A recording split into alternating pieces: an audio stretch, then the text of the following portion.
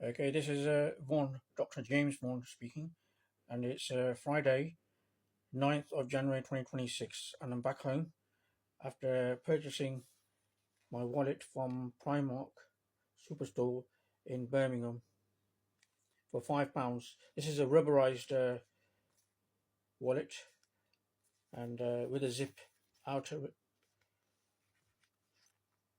on the casing, so you don't lose your money, of course. And there is an inner pocket for change as well.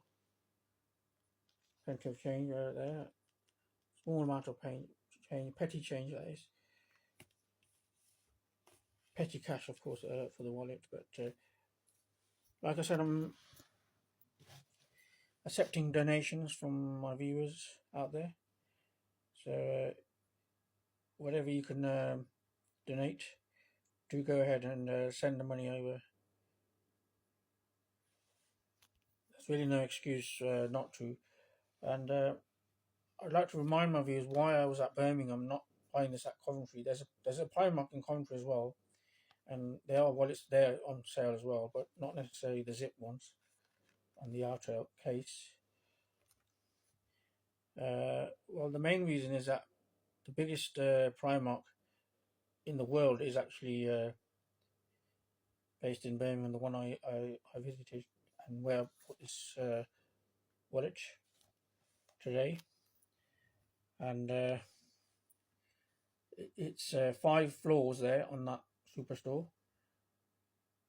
And also, Birmingham itself is the second capital of the UK and of England as well, in particular. And being the second capital, it's also the second most populous city in the UK, with a population almost equivalent to Amsterdam, the capital city of Netherlands, for instance. And it's also on the 52nd parallel north latitude, just like Amsterdam, of course, and Berlin in Germany, and Warsaw in Poland, etc. Just like most cities in the Midlands, actually, also are the Midlands area of England are also on the 52nd parallel north latitude, including Coventry, of course, and Great Yarmouth as well, etc. So the other reason is it's a poignant reminder because Citizen Housing Group, if you can recall, seized my house and stole it, fiddled it away. It was my mother's council house, and they actually snatched it off us.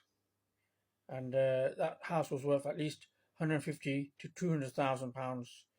That's UK GB pounds, that is. And that's assets there that they've stolen from me and my family in particular. And I would have been next of kin, and I would have inherited that, as well as my siblings as well, who might have received an equivalent equal share. So I've got to let my viewers know there as well. We've all been robbed, including my siblings as well, not just myself. So obviously, if it's my mother's house, her council house, she'd lived there over 40 years. So she would have been entitled to the maximum benefits in terms of rebate, in the maximum discount, 50% that is. And she would have got that for a house for almost next to nothing if she had decided to purchase it at the correct time. But obviously, she suffered from dementia, and unfortunately, because of that, she wasn't able to buy the house in the nick of time, and she was actually snatched from the house, like I said in my other videos, and seized by NHS officials and also social services, and not returned to the house. She was snatched from the house, her own house, that was the council house, where she was the main tenant and responsible for paying the rent as well there. And she was snatched on the 24th of November 2021, and she wasn't returned back to her home, sadly. And also 3 months later, down the line, if you can recall news events, Russia invaded Ukraine, and the war started there, and it really went intensified, of course. I'm not sure if there's anything to do with that or it's just coincidence, but exactly 3 months after grandmother, that she was a grandmother, and was snatched from the house and not return to her house. Incidentally, they kept her captive, and she had a fall at Harper Fields Care Home in Balsall Common, and that's what disabled her and literally kept her wheelchair bound. Before that, she was actually able to walk upright and had no problems with locomotion, full use of arms and limbs, etc. But because of that hip fracture, that severely hampered her, and she was obviously kept captive there, and she died on the 4th of January 2025. That's last year, over a year now since she passed away. But she probably might have lived a lot longer if they didn't, take her out, or if they returned her maybe back to her house. And I wouldn't have been rendered homeless, also incidentally, if that was the case. If she was returned to her house, then the main tenant was there, and the rent would have been carried out, paid, and under her name, etc. And there wouldn't have been a problem for me at all. I wouldn't have had to resort to sleeping rough in my car for 13 plus months. It all arose because of that, removing her from the house, and obviously I was a caretaker there whilst she was kept in care homes, and I was waiting for her to return. But in the meantime, I was trying to attempt to get my name on the tenancy agreement as successor. At first, they were agreeing to that, but they declined, and also said we didn't actually agree to that. It was someone else in the repair section, not administration, saying that they would go ahead with that. And the person that I spoke to was even saying that he would backdate it to the time I was there in the old days when I was growing up there and attending school, etc.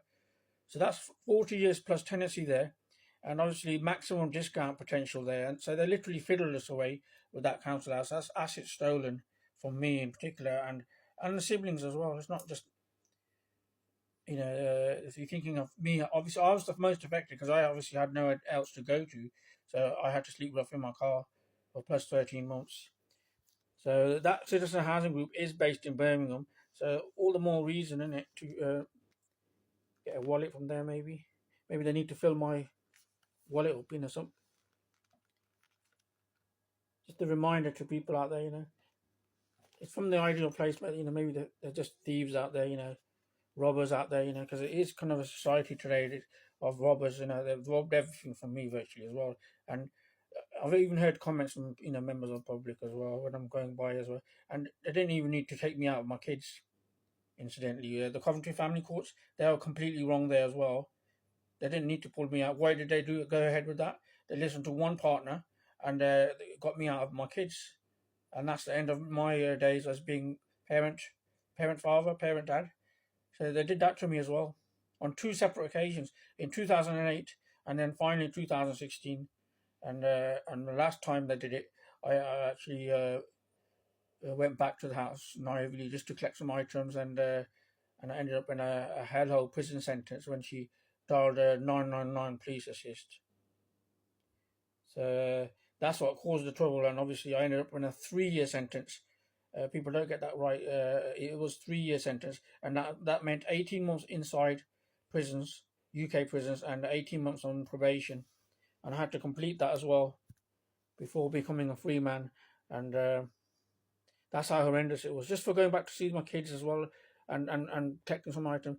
Obviously, she had the nerve to do that. So obviously, I won't be going back to someone like that, a dangerous person like that, who's done that twice to me. And the courts here are just ridiculous, arming people like that to the teeth unnecessarily, and giving them the cavalry as well, in effect, with police powers there of arrest, etc. When they do that. And that's what it's like. It's almost like that incident where that woman was shot dead, if you can recall, in Minnesota, when she was trying to flee those ICE agents, those immigration agents. It's almost like that. I mean, they're given shoot to kill kind of orders, isn't it, when they do that? And they're not actually trying to, hamper someone, stop someone, disable someone. They're trying to actually shoot to kill, ain't they? If they're shooting at the windscreen, it was like that over there in Minnesota. So that's something I've got to mention as well in this video. Obviously, that's a separate incident, but that's the incident I was talking about that person, Nicole Good, Rena, or Nicole Good, was a 37-year-old mother of 3, 2 from the first marriage and 1 from the second partner. So I think that was just natural reaction. Maybe I think she reversed back to see that ICE agent who was trying to tell her to stop the vehicle. That's what happened there anyway, in my opinion. After seeing that video, and then she seen that there wasn't, she wasn't, maybe something bothered her about the parents or something, and then she just panicked or something, or maybe just adrenaline flow. It does happen. It's kind of normal reaction, and just to surge ahead and get out of that scene, and she put her foot down on the gas. That's it. And the next thing, the other agent, who responded, he must have seen his colleague being, not listened to or whatever, and she didn't, take his advice or something to, stop the vehicle, etc. And in response, he actually shot her dead.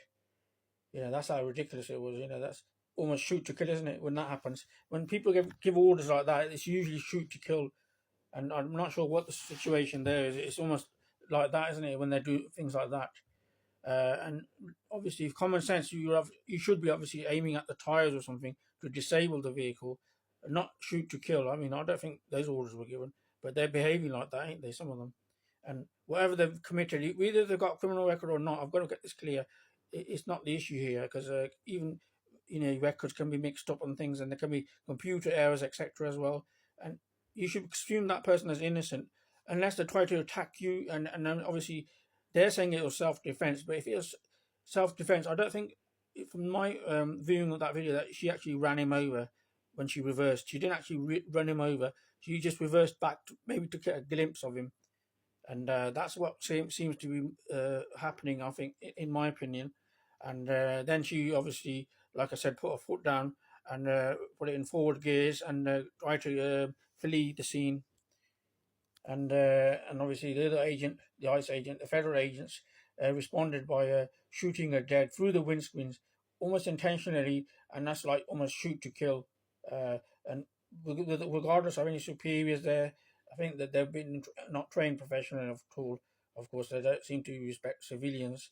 And if it was a military zone or something, I mean, I might, understand, but I don't think it was a military zone where it's heavily armed or something and fortified. Like when they have it at military places, then Fort Knox or something, or some sort of military some sort of military barracks or something, even there. So that's really unreasonable. That in terms of excessive force and killing someone, almost, that's the intent there when they do that.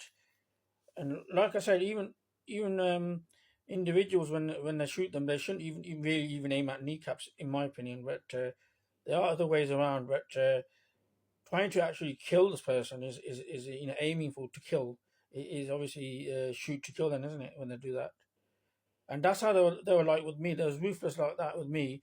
The orders that were given by not only the Coventry Family Court, but also the Citizen Housing Group when they got me out of my house. They're almost like that, almost shoot to kill, almost like ruthless as that, trying to use the police as the cavalry to back their orders. That's what they do. They stick those orders on and threaten people like that in the homes. Civilians like myself. That's in Coventry, in the West Midlands area of England, UK. That's happened to me, and I've mentioned it in my videos. And people should be aware what happened to me, and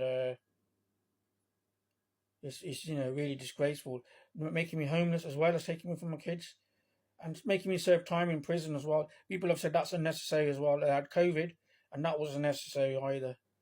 So they could have saved money as well by putting on tag or something, or restricting my movements like they did in COVID. And none of that happened either. So everything is going extreme. A very harsh society nowadays. I don't know what it is. The way they're behaving, there's something quite wrong there. And people need to consider that people are behaving at that level as well. And not only those people, who have got weapons and are authorized, officials like that with weapons, and even officials who work in courtrooms, they're just as lethal. They've got the cavalry stuck behind them when they stamp those papers to evict them out of their homes, for instance, make people homeless, make them parentless, make them fatherless, etc., remove them from their kids.